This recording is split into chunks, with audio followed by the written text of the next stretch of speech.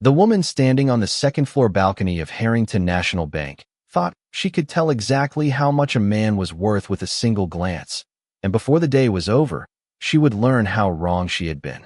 The downtown Denver branch bustled with activity on a cold Monday morning.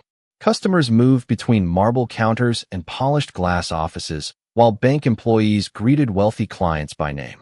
Above the lobby, Olivia Harrington stood near a railing overlooking the main floor. At 35, she was one of the youngest bank CEOs in the country, respected for her intelligence, admired for her success, and feared for her high standards. Nothing escaped her attention. That was why she immediately noticed the man walking through the front doors with a little girl beside him. Caleb Walker wore worn work boots, faded jeans, and a brown work jacket that looked years old. Snow clung to the shoulders of his coat. Beside him walked his 9-year-old daughter, Emma, carrying a backpack almost as large as she was. Several customers barely glanced at them. Others assumed they were in the wrong place. Olivia found herself making the same assumption. Down on the main floor, Brandon Pierce, the branch director, noticed Caleb approaching the reception desk.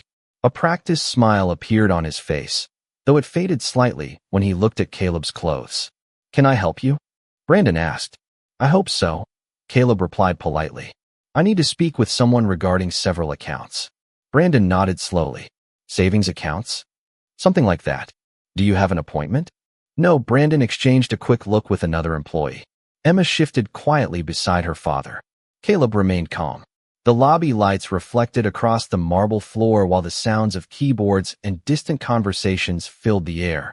Above them, Olivia continued watching. Something about the man felt unusual. Most people who felt out of place inside the bank either became nervous or defensive. Caleb did neither. He simply stood there with quiet patience. Brandon forced another smile. "Sir, if this is about opening a checking account or applying for a loan, one of our associates can assist you." Caleb looked down at Emma and smiled before returning his attention to Brandon. "Actually, I need information regarding several existing accounts." Brandon's expression tightened slightly. "And which accounts would those be?" "I would prefer discussing that privately." Nearby employees began paying attention. A few customers slowed their steps. Brandon clearly believed he knew exactly what kind of customer stood in front of him. Olivia felt the same. Yet something kept her watching. Caleb never raised his voice, never appeared offended, never acted embarrassed. Instead, he bent slightly and helped Emma remove her winter gloves before placing them carefully into her backpack. It was a small gesture. Simple, ordinary, yet it carried a quiet dignity that Olivia could not ignore. Then Caleb looked back at Brandon and repeated his request. "I would appreciate a private conversation." The branch director almost laughed. And from her position above the lobby, Olivia Harrington found herself unexpectedly curious about the man everyone else had already judged. Brandon glanced toward a nearby employee and smirked as though the situation had already been decided. "Sir, I am trying to save you some time," he said. "If this is a routine matter, one of our customer service representatives can help you." Caleb remained patient. "I appreciate that. Then let us start there. I would still prefer a private conversation." The branch director sighed. Around them, customers continued moving through the lobby, but more than a few were now paying attention. Emma stood quietly beside her father, clutching the strap of her backpack. She seemed accustomed to waiting, accustomed to adults talking around her. Above the lobby, Olivia watched the exchange unfold. Something about Caleb's calmness felt unusual. Most people became irritated when dismissed. Others became defensive. Caleb did neither. He simply refused to be rushed. Brandon tapped a few keys on his computer. "Can I at least have your account number?" Caleb shook his head. "I do not have it memorized." Brandon raised an eyebrow. "You came to the bank without your account information?" "I came because I was asked to verify several accounts." The answer only increased Brandon's skepticism. "Several accounts?" "Yes." "How many?" Caleb smiled faintly. "Enough that I would rather discuss them privately." A few employees exchanged curious looks. The answer sounded strange. Not arrogant, just matter of fact. Brandon leaned back in his chair. "Sir, people do not usually walk into a bank asking to discuss multiple accounts without any documentation." Caleb reached into his jacket pocket and produced a folded letter. "Would this help?" Brandon accepted the document. His expression immediately changed. Only slightly, but enough for Olivia to notice. The letter carried official bank letterhead from corporate headquarters. Brandon scanned the first page, then the second. His confidence faltered for a fraction of a second before returning. "Where did you get this?" "It was mailed to me." Brandon studied Caleb more carefully. The worn boots, the weathered jacket, the quiet little girl standing beside him. None of it matched what he expected. "One moment," he said. He stood and walked toward a side office. Through the glass walls, employees watched him speaking with another manager. Their expressions shifted from amusement to confusion. Several times Brandon pointed toward Caleb. Meanwhile, Emma tugged gently on her father's sleeve. "Dad?" she whispered. "Yes." "Are we going to be here long?" Caleb smiled. "Hopefully not. Because I have math homework." He laughed softly. "We will get you home." Emma nodded, satisfied. Olivia found herself smiling despite herself. There was something grounding about the way he spoke to his daughter. No frustration. No impatience. Just steady attention. A few minutes later Brandon returned. His smile looked forced now. "Mr. Walker, perhaps we should continue this conversation in a conference room." Caleb nodded politely. "That would be fine." Brandon gestured toward a hallway leading deeper into the bank. As Caleb and Emma followed him, Olivia made a decision. She stepped away from the balcony railing and headed toward the elevators. Whatever those accounts were, whatever had caused Brandon's sudden change in behavior, she intended to find out for herself. And for reasons she could not yet explain, she had a feeling the man everyone had underestimated was about to become very difficult to ignore. The conference room overlooked the Denver skyline through tall glass windows streaked with melting snow. Caleb sat quietly at one end of the polished table while Emma worked on her math homework beside him. The scene felt strangely out of place inside one of the most prestigious banks in Colorado. Most customers who entered these rooms arrived with attorneys, financial advisors, or stacks of documents. Caleb had arrived with a backpack, a pencil, and a daughter who seemed more concerned about fractions than finance. Brandon sat across from them with the letter spread open on the table. His confidence had not fully returned. Every few seconds he reread the same section as though hoping the words would change. A soft knock interrupted the silence. The door opened and Olivia stepped inside. Brandon immediately stood. "Ms. Harrington." Olivia nodded before turning her attention toward Caleb. "Mr. Walker." Caleb rose politely. "Thank you for seeing me." Olivia took a seat across from him. Up close, she noticed details she had missed from the balcony. The work jacket was worn but clean. The boots showed years of use, but were carefully maintained. Nothing about him suggested carelessness. In fact, everything about him suggested discipline. "I understand there are questions regarding several accounts," Olivia said. "That is correct. Can you explain?" Caleb reached into his jacket and handed her a second document. "I received notices requesting annual verification." Olivia examined the paperwork. Her expression remained professional, but inside she felt growing confusion. The account references were unusual, extremely unusual. Certain identification numbers triggered internal classifications reserved for specialized banking relationships. She glanced toward Brandon. He looked equally puzzled. "How long have these accounts been active?" she asked. "Many years. And they belong to you." Caleb smiled faintly. "Not exactly." Olivia leaned back slightly. "Then who owns them?" Caleb looked toward Emma. Before answering, "Family trusts." The room grew quiet again. Emma raised her hand without looking up from her homework. "Dad." "Yes." "What is 7 times 8? Caleb smiled. 56. "Thank you." She returned to her worksheet. Olivia found herself unexpectedly amused. Most people became nervous in executive meetings. Emma seemed perfectly comfortable. Caleb noticed her expression and shrugged lightly. "Math takes priority." Olivia laughed softly before she could stop herself. It surprised both of them. For a brief moment, the atmosphere changed. Less formal, more human. Then Olivia returned her attention to the paperwork. The deeper she looked, the stranger everything became. The accounts contained layers of authorization codes, institutional references, and historical records she had never personally reviewed. None of it matched the image of the man sitting across from her. Yet Caleb never seemed eager to explain himself. He never mentioned money, never hinted at importance, never attempted to impress anyone. Instead, while Olivia reviewed documents worth more than most people could imagine, Caleb quietly helped Emma solve multiplication problems. And for reasons she could not explain, that simple contrast stayed with her. By the time the meeting ended, Olivia still did not know exactly who Caleb Walker was. But she knew one thing with certainty.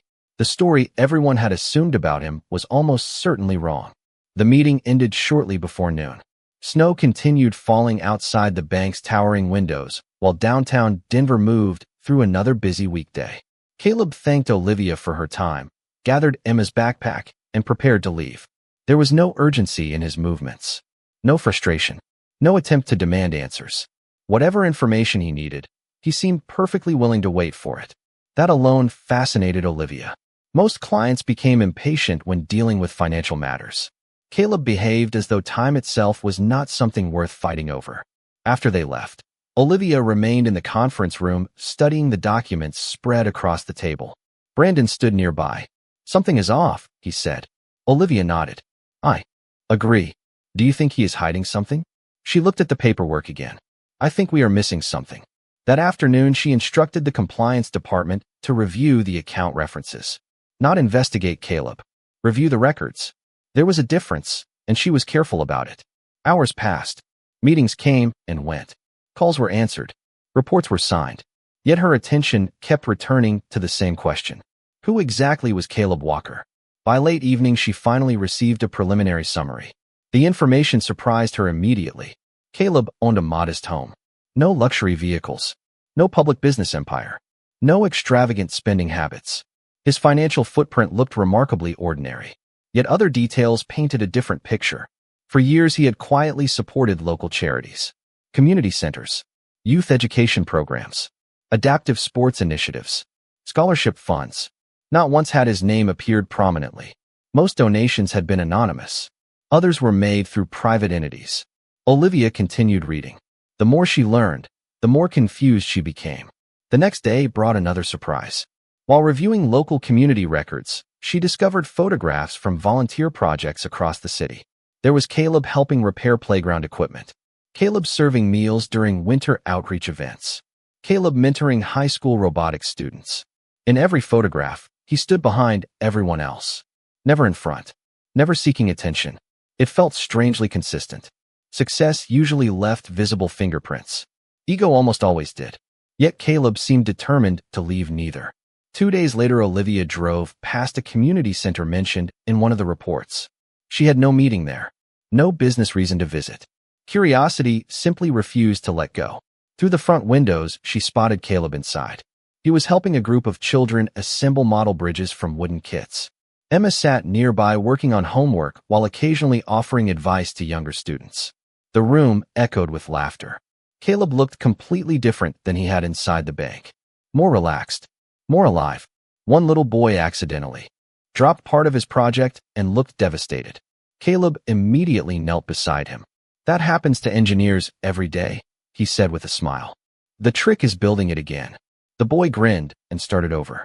Olivia watched through the glass for several seconds. She could have walked inside. She could have introduced herself. Instead, she stayed where she was. Something told her this moment was not meant to be interrupted. As she returned to her car, a realization settled quietly into her thoughts. The mystery surrounding Caleb Walker was no longer about money. It was about character, and somehow that felt far more valuable.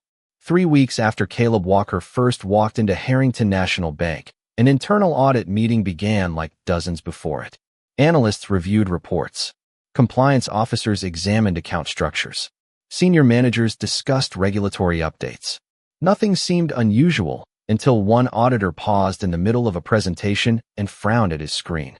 "That cannot be right," he said quietly. The room continued talking. He checked the figures again. Then a third time. Within minutes, another analyst was called over. Soon 2 more joined them. By the time the meeting reached its final agenda item, half the room had stopped paying attention to the presentation entirely. Something buried deep within the bank's institutional records had captured everyone's focus. Upstairs in her office, Olivia received a call requesting her immediate presence. She arrived expecting a technical issue. Instead, she found several senior employees gathered around a conference table, staring at a collection of reports.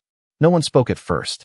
Finally, the chief compliance officer slid a document toward her. "You need to see this." Olivia looked down. The account structures matched the references Caleb had brought weeks earlier. Multiple trusts. Multiple entities. multiple layers of authorization. Yet this time the balances were visible. Her eyes narrowed, then widened. For several seconds, she said nothing at all. "Is this accurate?" she asked. "We verified it 4 times. Another executive cleared his throat. "The combined holdings exceed $500 million." Silence filled the room. Olivia read the figures again. $500 million. Not estimated. Not projected. Existing. Active. Managed through a network of family trusts connected to one name. Caleb Walker. The same man who arrived wearing work boots. The same man who patiently waited while employees assumed he needed a small loan. The same father who spent more time helping his daughter with multiplication tables than discussing money. Olivia leaned back slowly. Every assumption she had made about him began collapsing at once. "How is that possible?" she asked. "The trusts go back generations," an analyst explained. "Most activity is handled through private management structures. Very little attention was ever drawn to them because the accounts rarely change." Another executive shook his head in disbelief. "Do you realize how important this relationship is to the bank?" Olivia heard the words, but barely registered them. Her thoughts had drifted elsewhere. She remembered Caleb kneeling beside Emma in the lobby. She remembered the community center, the volunteer work, the modest home. None of it made sense if measured by money. Yet somehow it made perfect sense if measured by character. Downstairs, Brandon Pierce received the same report moments later. As he stared at the numbers, the color drained from his face. Every conversation replayed in his memory. Every assumption. Every dismissive smile. Every judgment made within seconds of seeing a worn jacket and old boots. For the first time since joining the bank, Brandon looked genuinely afraid. Meanwhile, miles away, Caleb sat in a crowded community center helping Emma build a model bridge for a school project. She carefully attached a wooden beam and smiled proudly. "Do you think it will hold?" she asked. Caleb examined the structure. "I think it is stronger than it looks." Emma grinned. Neither of them had any idea that across the city an entire bank had just discovered the exact same thing. The discovery spread through Harrington National Bank faster than anyone expected. By the following morning, senior executives were reviewing reports that only a handful of people had ever been authorized to access. Conference rooms filled. Phone calls multiplied. Compliance teams verified records again and again. Yet every review reached the same conclusion. Caleb Walker was directly connected to one of the most valuable client relationships in the institution's history. Olivia sat at the head of a long conference table listening as department heads explained the scope of the accounts. The numbers remained astonishing, but what unsettled her most was not the money. It was the memory of how easily everyone had judged him. "How did we miss this?" one executive asked. No one answered immediately. Finally, another manager spoke. "Because nobody thought to look beyond appearances." The room fell silent. Across town, Brandon Pierce was having a much more difficult morning. He replayed every moment from Caleb's first visit. The dismissive questions, the assumptions, the subtle disrespect. At the time, they had felt harmless. Now they felt embarrassing. More than once he considered calling Caleb directly. Each time he stopped himself. What exactly would he say? "Sorry, I assumed your value based on your jacket. Sorry, I decided who you were before listening." Meanwhile, Olivia found herself thinking less about the accounts and more about the man behind them. The reports revealed extraordinary wealth. Yet nothing she had learned about Caleb suggested he cared very much about wealth at all. That afternoon, she drove to the community center again. Children filled the gymnasium while volunteers prepared for a weekend fundraiser. Caleb stood near a workbench helping students assemble robotics projects. Emma sat nearby coloring a poster for the event. Neither seemed aware that an entire bank was discussing them. Olivia watched for a moment before finally walking inside. Emma spotted her first. "Miss Harrington." Olivia smiled. "Hello, Emma." Caleb turned and looked surprised. "This is becoming a habit." "Perhaps," Olivia replied. He laughed softly and set down a screwdriver. "What brings you here?" Olivia considered telling him the truth. That every executive in her company was talking about him. That one report had changed the atmosphere inside the bank overnight. Instead, she answered honestly in a different way. "Curiosity." Caleb smiled. "Still, more than ever." Emma looked between them. "Dad, can she help us?" Caleb glanced toward the robotics project. "That depends. Have you ever built a bridge?" Olivia laughed. "No, then today is your lucky day." For the next hour, she sat beside them, assembling small wooden structures with children who cared nothing about corporate titles. At one point, a beam collapsed and several students groaned dramatically. Caleb simply smiled. Then we learn and build it better. The children immediately started again. Olivia watched him encourage every student with the same patience he showed Emma. No special treatment. No performance. Just kindness. As the afternoon sunlight faded through the windows, she realized something important. The bank had discovered a fortune. But the more valuable discovery was standing right in front of her. And unlike the money, that was something no balance sheet could ever measure. Several days later, Olivia finally asked the question she had been carrying for weeks. The opportunity arrived on a quiet Saturday afternoon after the community fundraiser had ended. Volunteers folded tables, while children carried leftover decorations towards storage closets. Snow drifted gently beyond the windows. Emma sat nearby, finishing a school project while Caleb organized supplies. The building had grown calm. For the first time all day, there were no interruptions. Olivia walked over carrying 2 cups of coffee. "Peace offering," she said. Caleb accepted one with a smile. "For what?" "For asking too many questions. I never noticed." She laughed softly before becoming serious again. "That is because you are unusually patient." They sat at a small table near the back of the room. For a moment, neither spoke. The sounds of distant conversation faded into the background. Finally, Olivia looked directly at him. "Why do you live the way you do?" Caleb studied her expression. "That is a broad question. You know what I mean." He nodded. "Maybe." Olivia hesitated. "Most people in your position would not choose this life." Caleb glanced toward Emma. She was concentrating on her project, completely unaware of the conversation. His expression softened. "After my wife passed away, I learned something important." Olivia remained silent. "Money can solve many problems," Caleb continued. "But it cannot sit beside a frightened child at 2 in the morning. It cannot attend school events. It cannot teach courage. It cannot replace presence." The room seemed quieter now. Olivia listened carefully. "So you walked away from everything?" Caleb smiled faintly. "Not everything. Most people would have expanded their businesses, bought larger homes, built bigger lives." Caleb shook his head. "I already had enough." Olivia looked down at her coffee. Those words felt almost impossible in her world. Enough was rarely a destination. It was usually a moving target. "The trusts existed long before me," Caleb explained. "My grandfather built much of what became the family fortune. My father expanded it. I inherited responsibility, not identity." Olivia absorbed that slowly. "Responsibility. Yes." He smiled. "Money is useful. Responsibility matters more." Across the room, Emma suddenly looked up. "Dad, can I show Miss Harrington my bridge?" "Of course." Emma hurried over carrying a carefully constructed model. Olivia admired it immediately. "This is impressive." Emma grinned. "Dad helped me." Caleb laughed. "I supervised. You fixed it 3 times." That was still supervision. Emma rolled her eyes dramatically, causing both adults to laugh. The moment passed quickly, but it left something behind.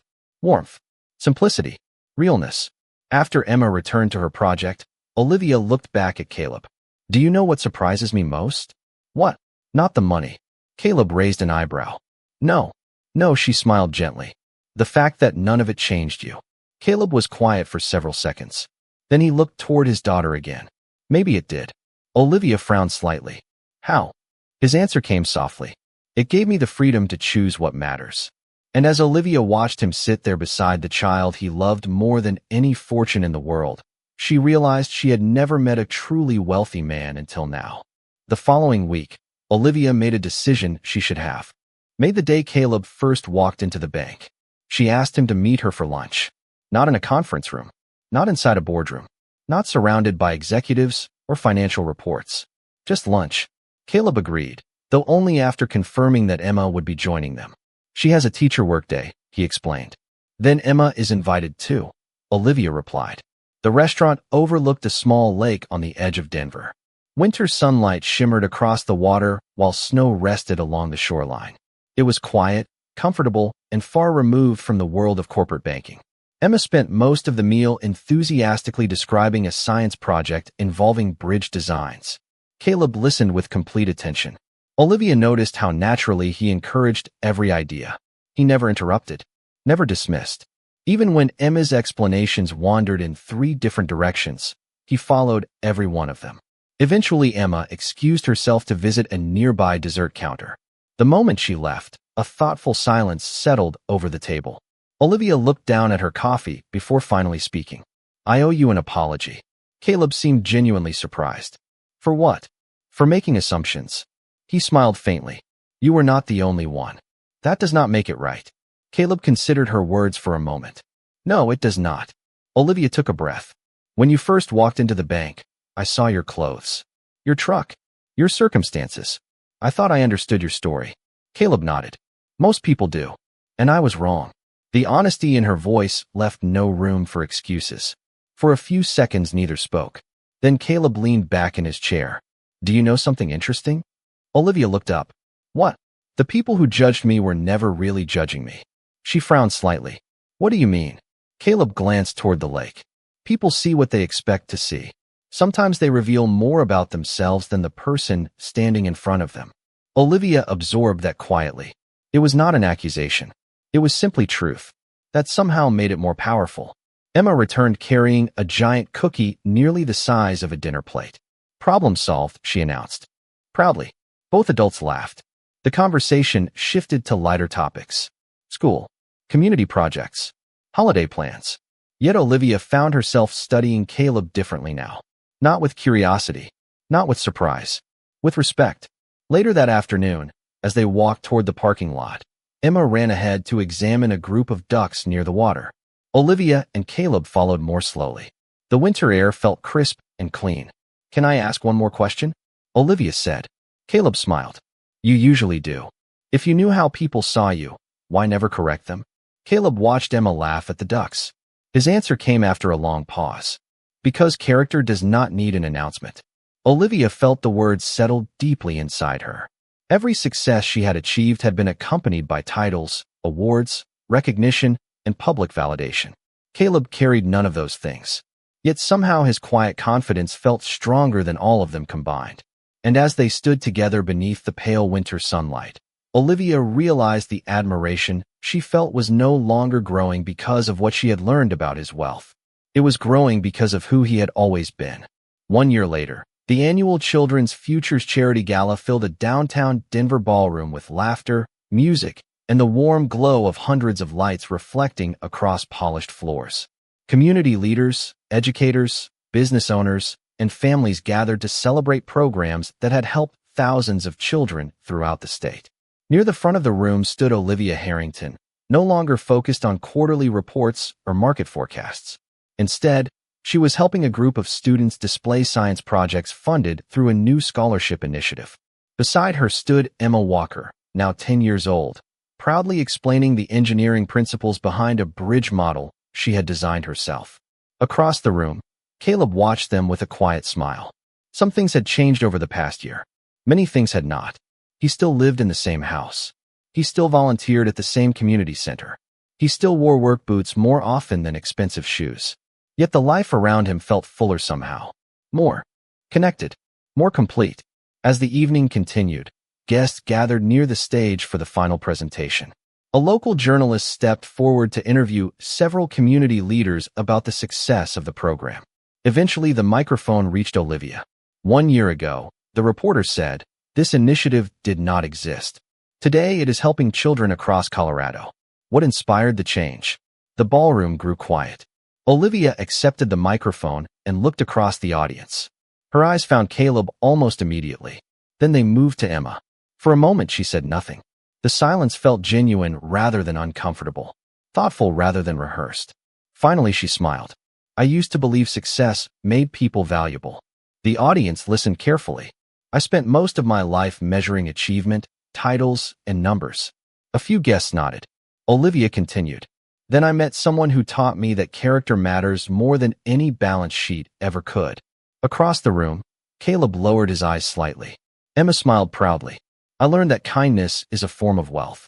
Presence is a form of wealth. Integrity is a form of wealth. And the people who change lives rarely spend time talking about themselves. The room remained completely silent. Olivia's voice softened. The most important lesson I learned was that you cannot determine a person's worth by looking at them. Sometimes the strongest people carry themselves quietly. Sometimes the richest lives are the simplest ones. She handed the microphone back to the reporter and stepped down from the stage. No applause came immediately, not because anyone disagreed, because the truth of her words seemed to settle over the room first. Then the applause began, slow at first, then growing stronger. Emma ran toward Olivia and wrapped her arms around her. Olivia hugged her tightly. Caleb walked over a moment later. None of them spoke. They did not need to. Around them, the celebration continued, but for a brief moment, everything felt still, peaceful, complete. The journey had never really been about money. It had been about dignity, about second chances, about learning to see people clearly. And as snow began, falling gently outside the ballroom windows, the three of them stood together like a family, surrounded by warmth, gratitude, and the quiet kind of happiness that never needs to announce itself.